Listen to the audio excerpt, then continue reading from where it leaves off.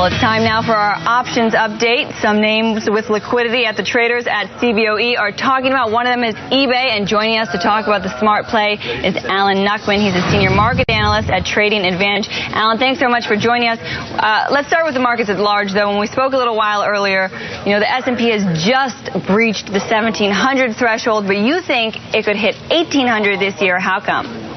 Yeah, I'm very optimistic, but you've got to understand, obviously, things are more difficult to pick stocks at these levels after this big surge. Looking at the S&P, we had a 150-point sell-off, and then the market came back to that 1680 level. So that projects 1810 from a technical target on the upside. So we still have good upside targets.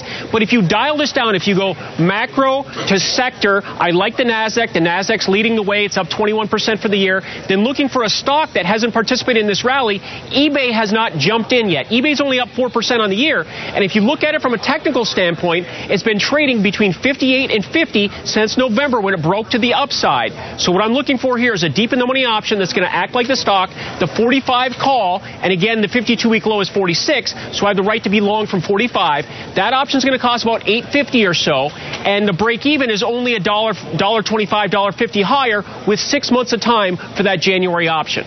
Wow, so it almost sounds like you are playing your option on eBay similarly to an equity. Why has eBay been such a laggard? Why is it going to catch up now? You would have thought that investors would have seen all the value now that we've seen, shares at LinkedIn, for example, today at a record high. Right. Well, they had tough earnings numbers, but I think the forgotten component here is PayPal. As we get more and more, focus on mobility, you can see where PayPal is really going to gain from this as more smartphones and tablets and more shopping and so forth.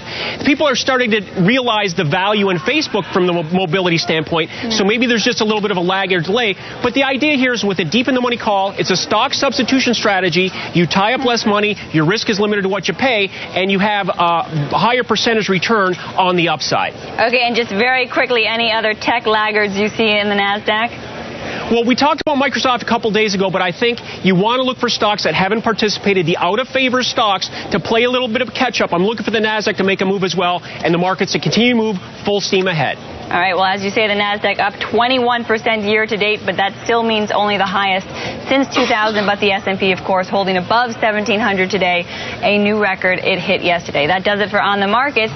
We will be back in about 30 minutes. Bloomberg West starts now.